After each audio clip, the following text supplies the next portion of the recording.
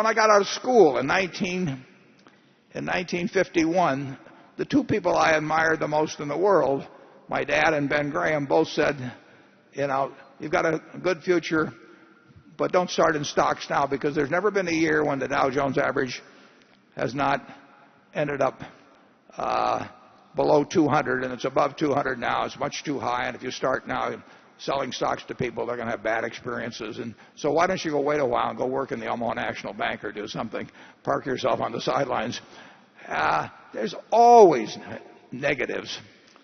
The country always faces problems. I mean, this country went through, it went through a civil war. It's gone through all kinds of things. But what happens?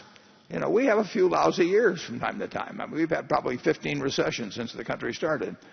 And we will always have a list of 10 or 15 things at the start of the year that will tell you why, this country can't possibly work well. But all I can tell you is that it doesn't do it in a straight line. But the power of capitalism is incredible. I mean, that's what is bringing us out of this recession. What has happened is the rest of the world has caught on to some extent. So you're seeing, some state capitalism in places like China, and they're turning economies loose that have been dormant for centuries.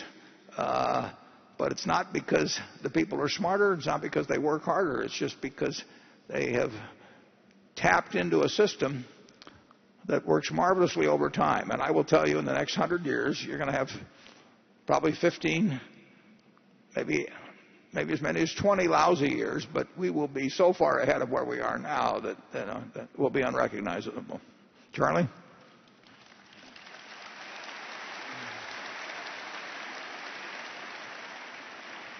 Well, I think you can go back a lot farther than that. Europe survived the Black Death, where about a third of the people died.